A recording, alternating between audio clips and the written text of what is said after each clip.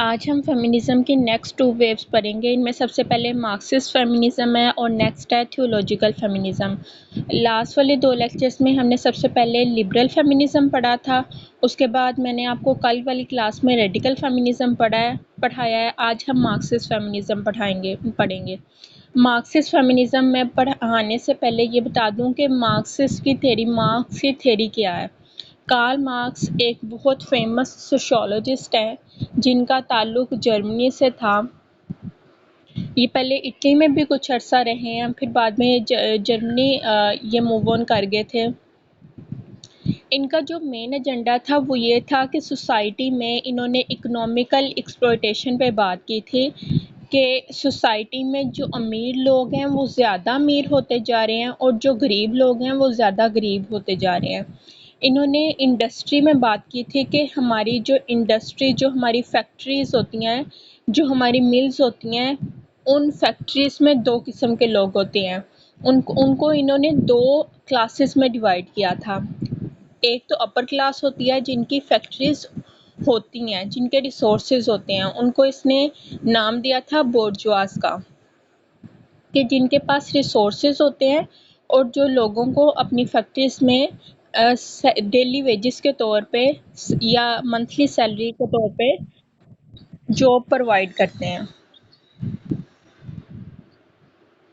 और जो second class थी वो पुअर क्लास थी। वो लोग थे जो पढ़े लिखे नहीं थे लेकिन जो मजबूर थे कि वो कम पैसे लेके ज़्यादा काम कर सकें। तो अभी अरूज मैं कार्ल मार्क्स का थोड़ा सा बेटा इंट्रोडक्शन दे रही हूँ, क्योंकि हमने मार्क्सिस्ट फेमिनिज़्म पढ़ना है आज। हमने जो फेमिनिज़्म की नेक्स्ट वेव है उसकी तरफ मूव ऑन किया है। जो प्रीवियस 2 वेव्स हैं उनको हमने कंप्लीट कर लिया। उनमें से फर्स्ट वन लिबरल फेमिनिज़्म थी और सेकंड वन रेडिकल फेमिनिज़्म। आज हम मार्क्सिस्ट फेमिनिज़्म पढ़ेंगे और थियोलॉजिकल फेमिनिज़्म पढ़ेंगे। ये बहुत मुख्तसर सी और बहुत आसान सी चीज़ें हैं। मार्क्सिस्ट फेमिनिज़्म पढ़ाने से पहले मैं कार्ल मार्क्स की थ्योरी को थोड़ा सा आपके लिए एलेबोरेट कर रही थी ताकि आपको समझ आ जाए कि मार्क्सिस्ट फेमिनिज़्म होता क्या है। कार्ल मार्क्स बहुत फेमस सोशियोलॉजिस्ट थे। इन्होंने इकोनॉमिकल एक्सप्लॉयटेशन की बात की थी कि हमारी सोसाइटी में, हमारी फैक्ट्रीज़ में, हमारे इकोनॉमिकल जो स्फीयर है उसमें 2 किस्म की क्लासेस होती हैं। एक वो लोग होते हैं जो एलीट क्लास होती हैं, जिनकी फैक्ट्रीज़ होती हैं, जो उनकी फैक्ट्रीज़ के मालिक होते हैं। ठीक है, ये लोगों को डेली वेजेस और मंथली सैलरी पे रखते हैं क्योंकि इन्होंने अपने बिजनेस को, अपने कारोबार को डेवलप करवाना होता है। जो दूसरी क्लास है इसको कार्ल मार्क्स ने प्रोलिटेरियट्स का नाम दिया था। कार्ल मार्क्स के मुताबिक प्रोलिटेरियट्स वो लोग हैं जिनके पास पैसे कम हैं, जिनके पास क्वालिफिकेशन कम है, लेकिन जो मजबूर हैं कि वो कम पैसे लेके ज़्यादा से ज़्यादा काम दे सकें, अपनी ज़्यादा से ज़्यादा सर्विसेज दे सकें ताकि उनकी रोज़मर्रा ज़िंदगी में उनकी ज़रूरियात पूरी हो सके। तो ये जो बोर्जुआज और प्रोलिटेरियट्स हैं इनमें एक स्ट्रगल चल रही है। जो बोर्जुआज हैं वो एक्सप्लॉइट कर रहे हैं प्रोलिटेरियट्स को, अपर क्लास एक्सप्लॉइट कर रही है पुअर क्लास को। पुअर क्लास में इतनी कॉन्शियसनेस है ही नहीं है कि उनको एक्सप्लॉइट किया जा रहा है, क्योंकि वो तो एजुकेटेड है ही नहीं है, उन्हें पता ही नहीं है कि हम ज़्यादा काम कर रहे हैं लेकिन जो हमारी वेजेस हैं वो बहुत कम हैं। तो कार्ल मार्क्स ने कहा था कि ये एक्सप्लॉयटेशन सदियों से चलती जा रही है और ये एक्सप्लॉयटेशन तब तक ख़त्म नहीं होगी जब तक कि जो प्रोलिटेरियट्स हैं उनको ये अवेयरनेस नहीं आ जाती, उनको ये शऊर नहीं आ जाता कि हमें एक्सप्लॉइट किया जा रहा है, हमें हमारी सैलरीज इंक्रीज़ करनी चाहिए। तो कार्ल मार्क्स ने कहा था एक दुनिया में एक स्टेज ऐसी आएगी कि जब प्रोलिटेरियट्स को अपने हकूक़ का एहसास होगा और वो आवाज़ उठाएंगे कि हमारी जो वेजेस हैं उनको ज़्यादा किया जाना चाहिए। वो बोर्जुआस के ख़िलाफ़ खड़े हो जाएंगे। तो जब वो बोर्जुआस के ख़िलाफ़ बोलेंगे, जब पुअर क्लास एलीट क्लास के सामने बोलेगी, तो वो रेवोल्यूशन का टाइम होगा। उसमें बहुत से डेवलपमेंटल चेंजेस आएंगे। उसके बाद हमारा ये जो कैपिटलिस्ट सिस्टम है, इसके बाद हमारा सोशलिस्ट सिस्टम आएगा। तीन तरह के बेटा सिस्टम्स होते हैं। कैपिटलिस्ट सिस्टम में जो लोग होते हैं वो प्राइवेटली ओन करते हैं फैक्ट्रीज को और बिजनेसेस को, और जो सोशलिस्ट सिस्टम होता है उसमें इक्वली जो मिडिल क्लास, अपर क्लास और पुअर क्लास होती है वो इक्वली ओन करते हैं, और फिर उसमें से जो प्रॉफिट मिलता है वो सबको इक्वली मिलता है। इसमें कोई किसी को एक्सप्लॉइट नहीं करता। तो हम मार्क्सिस्ट फेमिनिज्म की तरफ आ जाते हैं कि फेमिनिज्म का इसमें क्या रोल है। फेमिनिज्म तो मैंने आपको पहले भी पढ़ाया था कि फेमिनिज्म एक सोशल और पॉलिटिकल मूवमेंट होती है जिसमें औरत को इक्वल राइट्स पे ज़्यादा फोकस किया जाता है कि औरत को एज़ कंपेयर टू मैन के इक्वल राइट्स मिलने चाहिए, ताकि वो जो सफ़र कर रही हैं, जो उनकी ऑपरेशन हो रही है, जो उन पे जुल्म और ज़्यादती हो रही है वो कम हो सके। जो फेमिनिज्म है वो ये बिलीव करती हैं कि जो सोसाइटी की ज़्यादातर पावर है वो पैट्रियार्की की वजह से, पैट्रियार्कल सिस्टम वो सिस्टम होता है जिसमें ज़्यादातर होल्ड मर्द के पास होता है, और मैट्रियार्कल सिस्टम वो सिस्टम होता है जिसमें ज़्यादातर होल्ड औरत के पास होता है।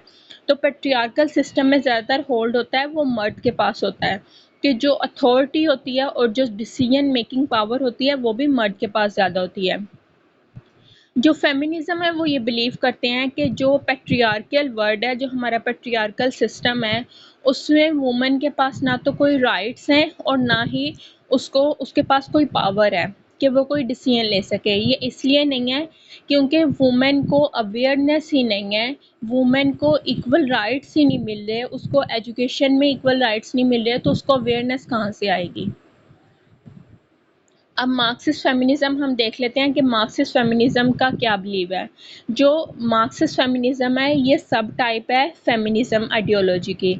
इनका ये मानना है कि जो कैपिटलिज्म है ये हमारी जो लिबरेट वुमेन है इनको कम कर देता है, कि मतलब जो मार्क्सिस्ट फेमिनिज्म है उनका जो मेन फोकस है वो इस बात पे है कि इकोनॉमिकल स्फेयर्स में वुमेन को एक्सप्लॉइट किया जाता है, ठीक है, और वुमेन को राइट्स के इस पे ज़्यादा तवज्जो नहीं दी जाती है। उनको जो उनकी सैलरीज हैं वो कम मिलती हैं।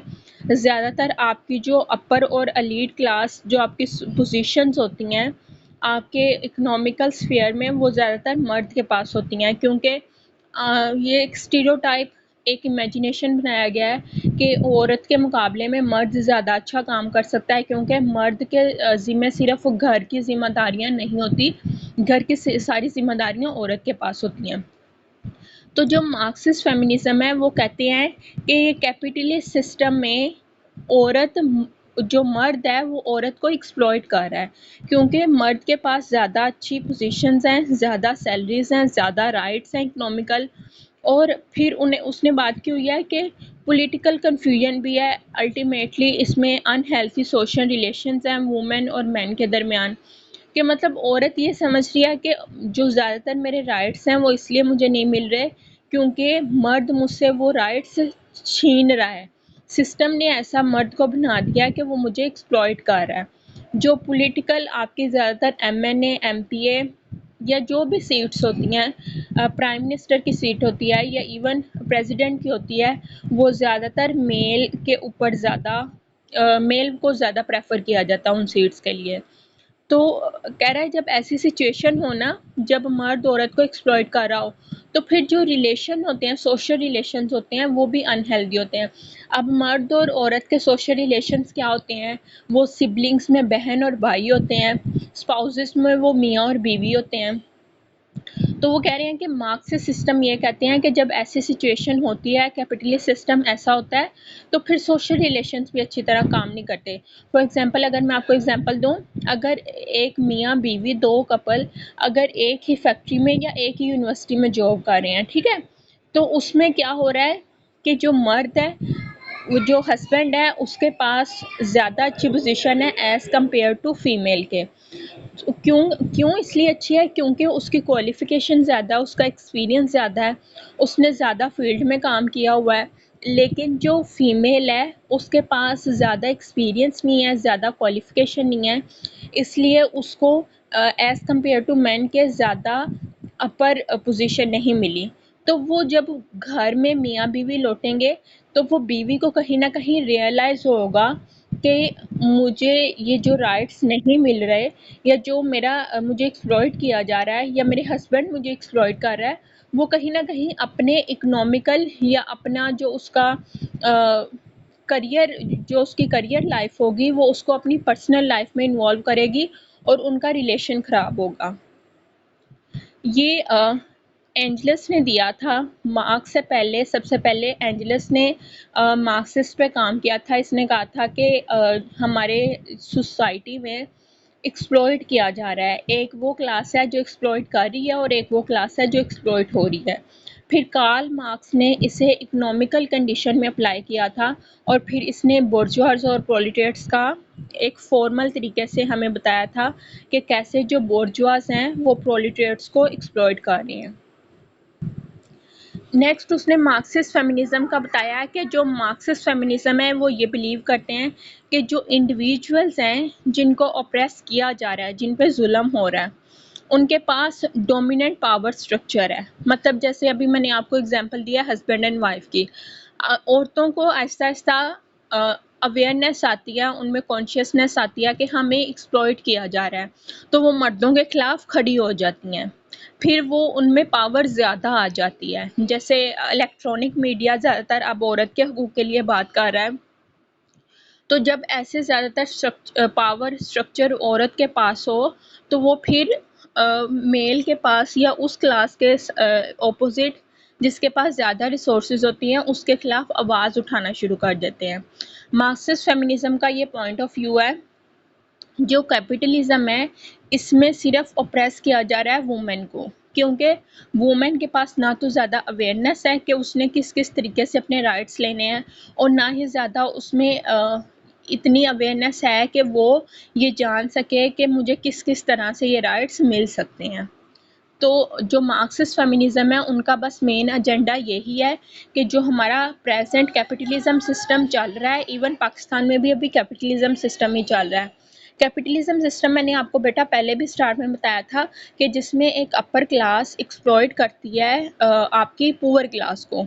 तो इधर आपको अपर क्लास आपको कंसीडर करवाया जा रहा है कि अपर क्लास में मेल है और पुअर क्लास में फीमेल है। मेल सदियों से फीमेल को एक्सप्लॉइट कर रहे हैं। क्यों एक्सप्लॉइट कर रहे हैं? क्योंकि हमारा पैट्रियार्कल सिस्टम है।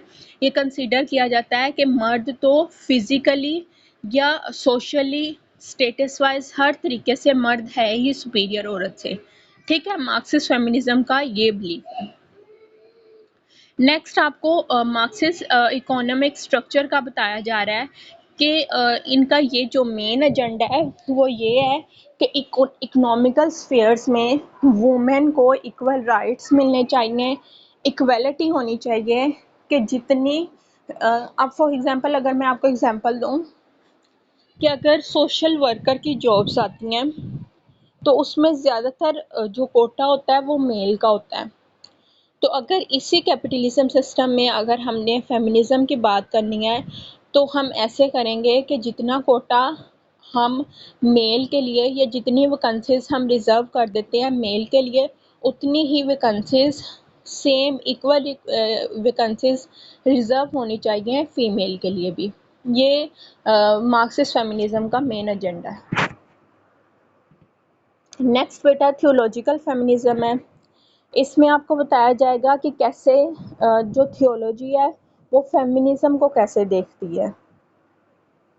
इसमें बताया जा रहा है कि जो फेमिनिज्म है वो एक सोशल विजन है। सोशल विजन इसलिए क्योंकि फेमिनिज्म मैंने आपको स्टार्ट में इसकी डेफिनेशन बताई है कि ये वो मूवमेंट्स हैं जो इक्वल राइट्स से बात करती हैं मेल और फीमेल के लिए। अब वो राइट्स कौन से होते हैं? सोशल होते हैं, पॉलिटिकल होते हैं, इकोनॉमिकल होते हैं, लाइफ के हर स्फेयर के वो आपके राइट्स होते हैं। ये इन्होंने बताया कि ये इसकी जो मेन रूट थी वो वुमेन एक्सपीरियंस करती है कि वो सेक्सुअली उसे रियलाइज़ होता है कि वो फीमेल है, वो इन्फीरियर है। ठीक है, ये अब इन्फीरियर होने की वजह से उसे डिस्क्रिमिनेशन का सामना करना पड़ता है, उसे किसी भी लाइफ की फील्ड में ऑप्रेस किया जाता है। फिर इन ये जो मूवमेंट थी फेमिनिज्म थियोलॉजी, इनका जो मेन एजेंडा था वो ये था कि वुमेन कहीं पे भी हो, उसे सेक्सुअली फिजिकली टॉर्चर किया जाता है, उसे हरास किया जाता है। और फिर इन्होंने मेन जो काम किया था वो ये था कि ऐसे एकेडमिक मेथड्स और ऐसी रिसर्च की जाए जिसमें ये पता चल सके कि कैसे वुमेन को इस डिस्क्रिमिनेशन से और इस जो ऑपरेशन है इससे बचाया जा सकता है।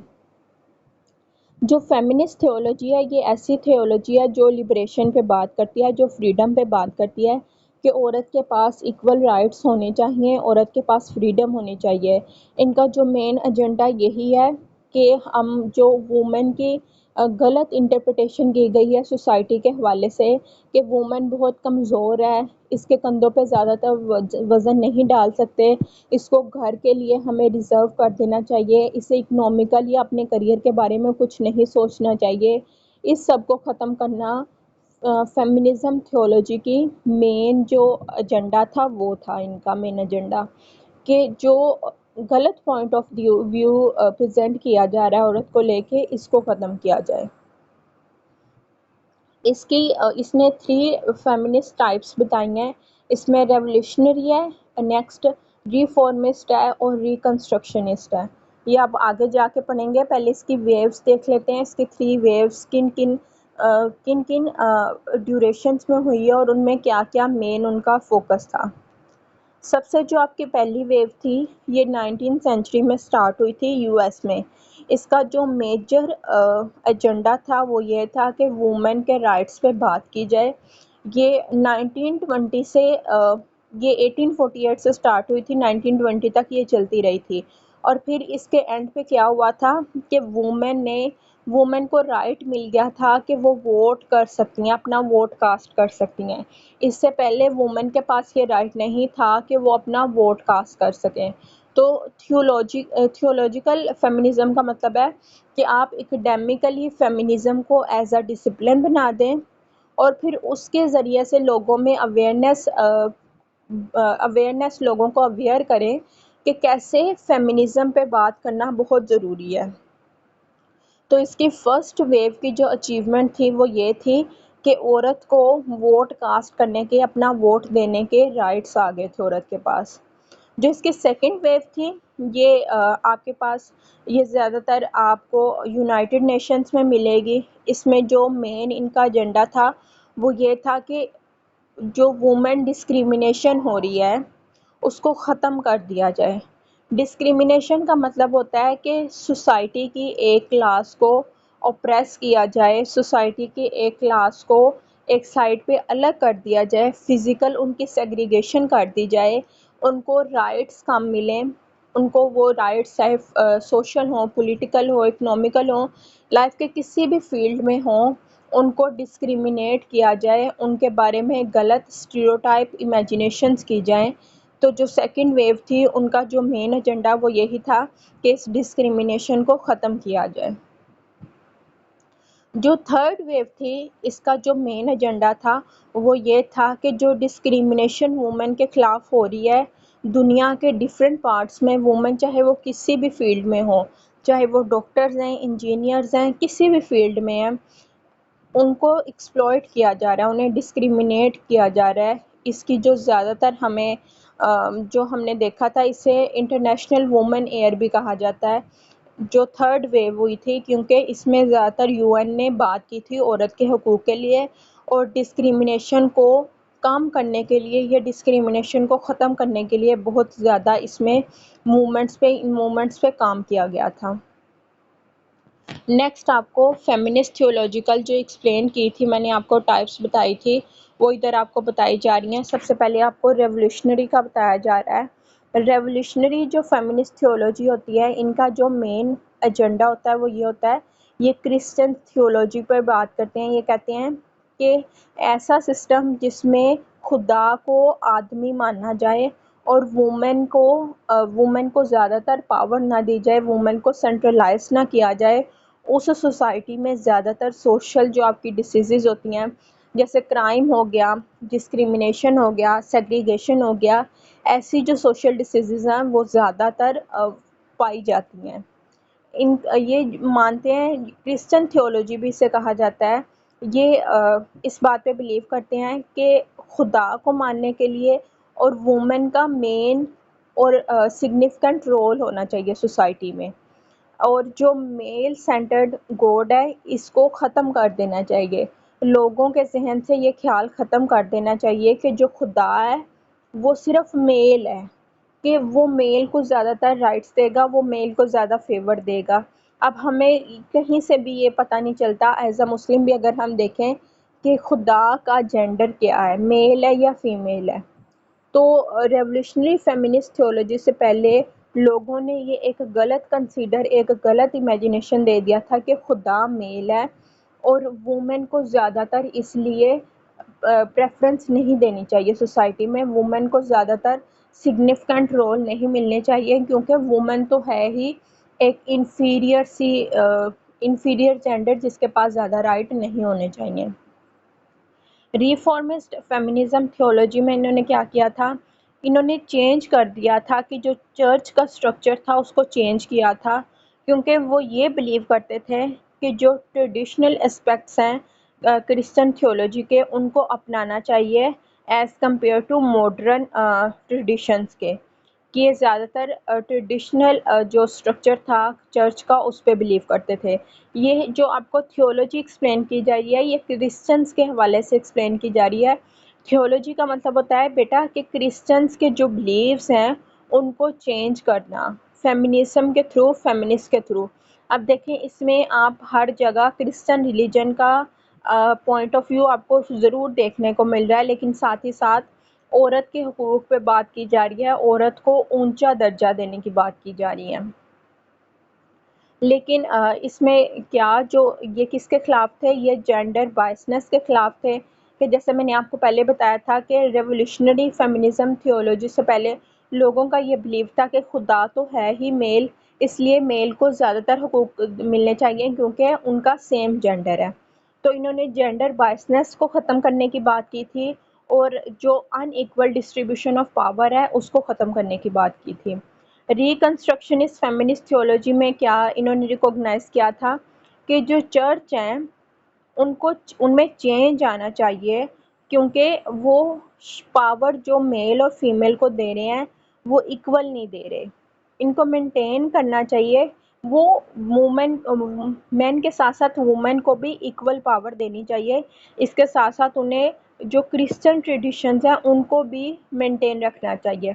अब वो ये कैसे रख सकते हैं, क्योंकि क्रिश्चियन ट्रेडिशंस में हमें कहीं भी वुमेन सुपीरियरिटी पे बात नहीं की गई, औरत को निचला दर्जा दिया गया है, क्योंकि लोग ये बिलीव करते थे कि खुदा है, उसका जेंडर हमारे पास मेल है। तो रिकंस्ट्रक्शनिस्ट ने ये कहा था कि दोबारा से रिकंस्ट्रक्ट करना चाहिए हमारे चर्च का जो सारा निज़ाम है, इसमें आपका स्ट्रक्चर भी चेंज होना चाहिए, आपके बिलीव्स भी चेंज होने चाहिए, क्योंकि इसमें मैन के पास ज़्यादा पावर थी एज़ कंपेयर टू फीमेल के। तो इसमें इनका जो मेन एजेंडा था वो यही था कि एक तो इक्वल राइट्स मिले, और साथ ही साथ क्रिश्चियंस के जो ट्रेडिशंस हैं उनको भी मेंटेन रखा जाए। ये आपका आज का लेक्चर था, इसमें हमने थियोलॉजिकल फेमिनिज्म और आपका मार्क्सिस्ट फेमिनिज्म दो आपकी वेव्स को कवर किया है। इसमें से बेटा कुछ समझ नहीं आई तो पूछ लें।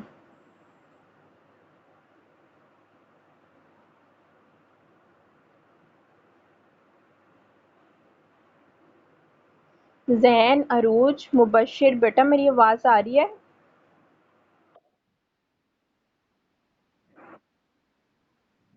कोई क्वेश्चन, कोई कुछ सॉल्यूशन पूछना हो, कुछ समझ नहीं आ रही हो तो पूछ लें।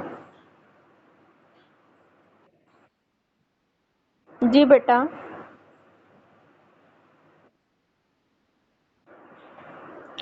बेटा अभी आपको यही कहा जा रहा है कि जून के स्टार्ट से स्टार्ट होंगे।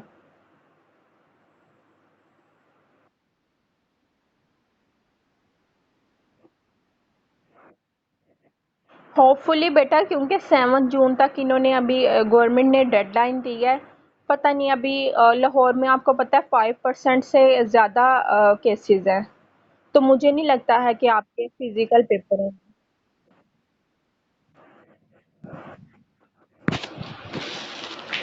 जैन बेटा, मुझे आपकी आवाज़ नहीं क्लियर आ रही।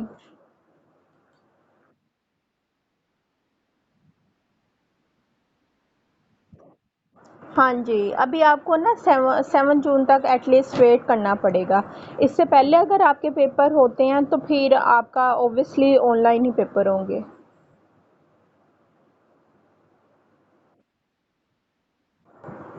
और कोई क्वेश्चन पूछना हो मुबशिर या अरूज ने?